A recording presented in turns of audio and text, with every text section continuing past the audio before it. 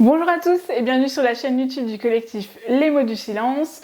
Ce que vous ne savez pas au début de cette vidéo, c'est que ça fait au moins 5 fois que je dis bonjour à tous et bienvenue sur la chaîne YouTube du collectif Les Mots du Silence. Parce qu'en fait j'ai Pixel qui n'arrête pas de miauler à côté de moi. Pour éviter de faire trop de coupes au montage, je pense que vous entendrez encore quelques miaulements pendant la vidéo. Si ça dérange, je m'en excuse, mais voilà, concrètement je vois pas trop comment un chat pourrait déranger, tellement les chats c'est mignon. Et si vous trouvez que les chats c'est pas mignon et que genre sans chat dans le monde ne serait pas aussi beau, ben je peux pas être d'accord avec vous. C'est un sujet que je trouve assez important pour les victimes parce que je dirais que dans un premier temps, on ne se considère pas parce qu'on estime que ce qu'on a vécu c'est de notre faute. C'est pour ça qu'aujourd'hui, j'ai changé le message qui était derrière moi et c'est « ton passé ne détermine pas ta valeur ». C'est vraiment une phrase que j'ai retenue pendant ma psychothérapie qui m'a fait un bien fou. Parce que concrètement, vous pouvez vivre n'importe quoi, vous pouvez faire n'importe quoi. Bon, on parle pas d'Hitler ou autre naturellement, mais concrètement, ça ne veut pas dire que plus tard vous ne serez pas capable de quelque chose. Sachant qu'en plus, en tant que victime, c'est quelqu'un qui vous a fait du mal. Vous n'avez rien demandé dès le départ, surtout que ça nous arrive quand on est enfant. Donc on n'a rien demandé, mais ça nous arrive et on en vit les conséquences. Et là-dessus, j'insiste énormément, en aucun cas, c'est de la faute de la victime. Que ce soit dans un cas de viol ou autre, je le dirai dans cette vidéo, ce n'est pas de votre faute. Et si vous pensez le contraire, ben regardez toutes mes vidéos et vous allez vite comprendre que c'est pas de votre faute. Vous n'avez rien fait pour. Par exemple, on pourrait parler de l'amour inconditionnel que donne un animal, comme Pixel qui n'arrête pas de me coller depuis tout à l'heure, mais en fait les animaux, moi j'estime qu'on peut prendre ça en exemple parce qu'en fait ils vous donnent un amour vrai. Je dirais que les animaux, entre autres surtout les chats, ne font pas semblant ou en tout cas ne sont pas en capacité de faire semblant. Je ne sais pas expliquer pourquoi, parce que bon, j'ai lu beaucoup de choses là-dessus, mais je pense que je suis pas assez calée sur le sujet pour en parler. Mais je pense qu'un animal, quand il est à côté de vous, enfin moi je sais quand je suis en crise ou autre, elle me lâche pas. Et c'est vraiment... c'est de l'amour inconditionnel. Et ce que j'ai envie de dire aux victimes, parce qu'il y a beaucoup de victimes qui me demandent comment j'ai rencontré Simon, moi Simon, c'était pas du tout prévu que je le rencontre dans ma vie. Moi, à l'époque où j'ai rencontré Simon, et c'est ça dont je voulais parler aujourd'hui, j'étais partie du principe que parce que j'avais vécu ça, alors je pouvais pas trouver l'amour. Et que c'était pas grave, je l'avais accepté. J'avais accepté aussi que par rapport en fait à mon éducation, je n'étais pas d'accord de rencontrer un homme qui aurait eu la même éducation que moi d'un point de vue religieux. Je ne m'étalerai pas sur le sujet, mais pour moi, dans un couple, il n'est pas possible d'imaginer qu'on ne puisse pas être l'égal de l'autre. Dans mon couple, c'est pas moi qui dirige, c'est pas Simon qui dirige, on est deux, on prend les décisions ensemble, et il est hors de question que je prenne une décision qui soit mauvaise pour Simon ou le contraire. Ça veut dire que dans un couple, on fait forcément des compromis, mais pas des compromis qui peuvent en fait affecter ou blesser. Alors faire des compromis, attention, j'entends par là, aller manger McDo au lieu d'aller manger Quick. Je sais, c'est pas bon les fast-food, mais voilà le genre de compromis dont je parle. C'est pas des compromis qui vont avoir des grosses conséquences. Il faut pas faire de compromis qui vont faire que vous allez perdre de la valeur à vos yeux ou aux yeux de votre partenaire parce qu'en fait il n'aura pas respecté votre choix. J'entends par là que moi, quand j'ai rencontré Simon, j'ai eu une chance mais inouïe parce que j'étais partie du principe que je me respectais assez en tout cas pour ne pas avoir envie d'un partenaire, mais en fait je pensais pas que je pourrais trouver quelqu'un qui partagerait mes valeurs. Simplement parce que, voilà, comme je vous dis, dans mon éducation, pour moi, c'était complètement impossible. Parce que la femme n'avait pas du tout la même place que l'homme, et moi, il était mais hors de question que en tant que femme, je doive être soumise ou autre dans mon couple. C'était mais hors de question. Donc il était hors de question que je trouve quelqu'un qui ne partage pas mes valeurs. Donc avec Simon, on s'est rencontrés à l'école pendant ma 2e année de BTS. On s'est rencontrés pendant un examen blanc. Il était en première année, j'étais en 2e année, et même s'il est plus vieux que moi, il était en première année. Et on s'est rencontrés pendant un examen blanc parce que c'était mon voisin. Pendant les examens blancs, pour vous expliquer un petit peu, les profs nous répartissaient pour qu'en fait on soit un première année, un 2e année, un première année, un 2e année, pour pas qu'on puisse tricher. même si je ne trichais pas, mais il y en avait certains qui pouvaient s'entraider ou autre, donc en fait ils faisaient ça pour qu'on ne se connaisse pas, parce qu'il fallait savoir que les premières années et les deuxièmes années on n'était pas au même endroit. Les premières années concrètement ne pourraient absolument pas nous aider. Nous on aurait pu les aider, mais de toute façon nos sujets étaient tellement longs à faire qu'on ne prenait pas du tout le temps d'aider en première année ou autre. Je sais, c'est pas bien, mais bon, voilà. Et donc, pendant cette deuxième année, premier examen blanc, donc première journée d'examen blanc, mon voisin c'est qui ? Bah, c'est Simon.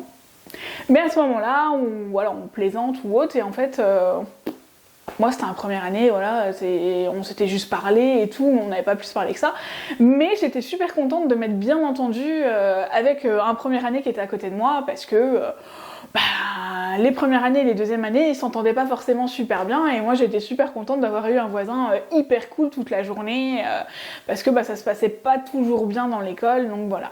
Et en fait, lui à ce moment-là, il s'est dit, dis donc, elle me plaît bien quand même. Et en fait, l'année d'après, j'ai redoublé ma deuxième année. Donc, je me suis retrouvée dans la même classe que Simon, qui lui avait validé sa première année. On n'était pas dans des grosses classes, je préfère le dire, on était 16, et je crois que quand on a redoublé, on devait être 24. Du coup, en fait, Simon, d'un seul coup, est devenu mon voisin de devant. Et en fait, Simon et donc son camarade qui était à côté de lui ont commencé à nous parler, et en fait ils ont commencé un peu à nous donner les cours et tout, puis on a commencé à rigoler ensemble, et on a commencé en fait à rigoler parce que moi, donc il y avait un copain qui était avec moi, et en fait ce copain-là jouait aux jeux vidéo pendant les cours. Un jour, Simon m'a donné une clé USB avec des films dessus, et il s'est avéré que j'ai oublié de lui ramener la clé USB en cours le lendemain, alors que j'avais pris le film, etc. Et en fait, il avait besoin de la clé USB pour ses parents, ou alors il m'a dit qu'il en avait besoin et il n'en avait pas besoin, mystère. Mais en tout cas, ce soir-là, il est passé récupérer la clé USB chez moi.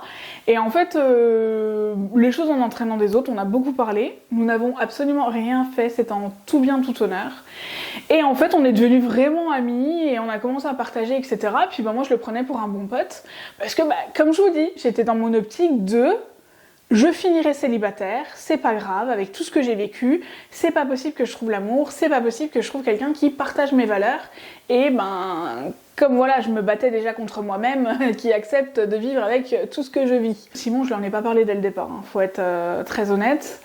Au bout d'un mois, il est venu me voir et il m'a dit, écoute, tu me plais, donc on sera jamais amis. Et je lui ai dit, attends, comment, enfin, je comprends pas, on est déjà amis. Il m'a dit, oui, mais tu me plais, donc en fait, on sera pas amis. Parce que moi, je suis pas là pour être amie avec toi, donc soit on sort ensemble, soit on arrête de se parler. Mais sache que si on reste comme ça, copain-copain, moi, je suis pas là pour être un ami à toi. En tant que victime, j'ai besoin que les choses, elles soient claires. Et en fait, quelque part, ça m'a rassurée. Parce que je me suis dit, ok, le mec, il est honnête, il veut sortir avec moi, je lui plais, il est sympa, mais moi je veux pas sortir avec lui.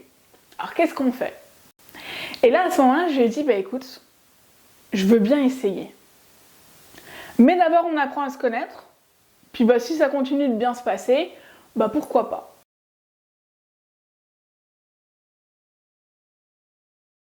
Et finalement, ce qui s'est passé, c'est qu'on a appris à se connaître, on rigolait bien, etc. On n'était pas encore ensemble. Et puis finalement, malheureusement, mon grand-père est décédé. Et en fait, pendant cette période-là, il a été super. Il a été super parce qu'il n'a pas, il a pas forcé ou autre, il n'a rien fait du tout, je le précise. Mais en fait, à l'école, pour pas que je prenne de retard, tous mes camarades m'ont pris mes devoirs, etc. Et en fait, Simon me ramenait tout le soir à la maison. Mais quand je vous dis ça, il restait 30 secondes parce que nous, on était en plein deuil. Et puis, moi, il fallait que je parte à Nice parce que mon grand-père était enterré à Nice, là où ils habitent, en fait. Et c'était assez compliqué. Enfin, pour moi, c'était une période où, en plus, je venais de changer de patron. Donc, c'était vraiment, une période assez compliquée où, en fait, chaque ami a eu son rôle à jouer. Et Simon, en fait, a été un ami à ce moment-là, tout à fait, en tout cas sur lequel je pouvais compter, et un ami sain. Parce que c'est dans ces cas-là, quand il vous arrive des choses comme ça, où vous avez des amis qui vous apportent pas les cours, parce que si vous loupez votre année, eux ils auront peut-être la leur. Ça leur laisse un avantage sur vous. Et en fait non, lui il m'a ramené tous les cours, il m'a ramené tous les corrigés de devoirs, il a expliqué à tous les profs que mon grand-père venait de décéder, etc. Voilà, il l'a dit, donc les profs ont compris, j'ai pu rendre mes devoirs en retard, etc. Alors que j'ai plein de mes copains, donc mon camarade de classe a été super, il l'a fait aussi, mais j'ai plein de mes copains de cette époque qui ne m'ont absolument pas aidé dans cette période. En revenant donc de tout ça, je me suis dit ouais c'est quand même un bon mec, puis il me plaît quand même, hein, parce qu'il me plaisait déjà, hein, sinon j'aurais pas dit je veux bien essayer. Et à ce moment-là, je me suis dit ok, et puis en fait on s'est mis ensemble, on savait pas trop si ça allait marcher, mais ça s'est fait très sereinement, et en fait au bout de 3 mois je lui ai expliqué ce qui m'était arrivé, mais je lui ai expliqué ce qui m'était arrivé par une lettre. J'ai pas pu lui expliquer avec des mots, et c'est ce que je dis souvent aux victimes, quand on arrive à mettre des mots MOTS sur nos mots MAUX, on sait mieux les expliquer aux gens. Mais il y a des fois où on n'est pas prêt. Moi, avec Simon, j'ai été prête à lui partager mon histoire au bout de 3 mois. Mais c'est parce que moi j'ai été prête. Il y a des gens, ils sont peut-être prêts au bout d'1 an, peut-être que d'autres ils sont prêts au bout de 40 ans, etc. Et c'est parce que aussi, au décès de mon grand-père, j'ai énormément de choses qui me sont revenues à l'esprit. Parce qu'en fait, le père de mon père, qui ne m'a jamais rien fait et qui a été un véritable grand-père, et c'est lui que j'appelle grand-père, a vraiment eu un très grand rôle à jouer dans ma vie à moi, dans la femme que je suis aujourd'hui. Et quand il est parti, en fait, j'ai un pilier de ma vie qui est parti et l'équilibre, il était ultra fragile. Et en fait, à partir de ce moment-là, j'ai plein d'images qui me sont revenues en tête. Mais vraiment, des images où c'était très, très compliqué à vivre. Et en fait, c'est à partir de là que toute l'amnésie traumatique s'est effondrée. Tout est revenu. Et en me mettant avec Simon, on a partagé des moments aussi où forcément, il y a d'autres choses qui sont revenues. Je dirais qu'au bout de 9 ans, puisque là, en fait, ça va faire 9 ans ce mois-ci qu'on est avec Simon, on va bientôt fêter notre anniversaire la semaine prochaine. Je dirais que je me suis pas aimée dès le départ, parce que je m'aimais pas d'un amour inconditionnel à l'époque. Mais en fait, j'ai eu la chance de tomber sur quelqu'un de sain. Parce qu'en fait, en tant que victime, quand on ne se considère pas, on a tendance à tomber sur des gens nocifs. Et si vous voulez rencontrer l'amour, je dirais que la première chose, ne commencez pas comme moi, aimez-vous et vous serez aimé. Mais respectez-vous et du coup on vous respectera. Ne laissez pas la personne que vous aimez faire des choses qui finalement ne sont pas des preuves d'amour, ou en tout cas des choses qui prouvent qu'elle ne vous respecte pas, parce que derrière vous allez le regretter. Je pense que vous avez déjà assez vécu de choses difficiles pour ne pas devoir vous obliger quelque part à vivre d'autres choses. Je sais pas si mon conseil est bon, je referai une vidéo si vous avez besoin de plus d'éclaircissements sur d'autres choses. Il y a à aucun moment où je me suis dit j'ai plus envie d'être avec ce mec. J'ai plus envie qu'il soit là. Comme je le dis toujours, la seule personne qui ne m'a jamais dérangée dans mon espace vital, c'est Simon. Avec lui, il n'y a pas d'espace vital. Il n'y a pas besoin de faire des pauses. Il n'y a pas besoin qu'il soit pas là. Quand il n'est pas là, il me manque de manière rationnelle. D'ailleurs, on en parlera parce qu'en tant que victime, parfois vous pouvez vous attacher à quelqu'un un peu de manière irrationnelle et ça peut être mauvais en fait par la suite. Aimez quelqu'un qui est bon pour vous, mais d'abord apprenez à vous aimer. Moi, la seule chance que j'ai eue, c'est que j'ai eu quelqu'un qui était sain et qui était normal si je puis dire, qui n'a jamais profité de mes faiblesses, qui m'a aidée dans tout ce que j'ai traversé, etc. Et pareil, autre chose, votre conjoint, je ne sais pas comment dire ça, mais votre conjoint ne doit pas devenir votre soignant. C'est hyper important. Parce qu'en fait, nos conjoints nous voient vivre beaucoup de choses. Moi, je ne cache absolument rien à Simon. Je lui cache jamais mes douleurs fantômes, je ne lui cache jamais quand mentalement ça ne va pas. On partage tout ça ensemble, c'est notre combat ensemble. Et d'ailleurs, quand on s'est mis ensemble et qu'il l'a appris, quand il a appris ce que j'avais vécu, il m'a dit « Ce fardeau-là, jusque maintenant, tu l'as porté toute seule, maintenant on va le porter à 2. Il sera moins lourd pour toi et je vais t'aider. » Mais tout le monde ne réagit pas comme ça, et si un jour vous avez un conjoint qui a honte de vous à cause de ce que vous avez vécu, pour moi c'est que c'est pas le bon. Je peux me tromper, mais pour moi c'est que c'est pas le bon.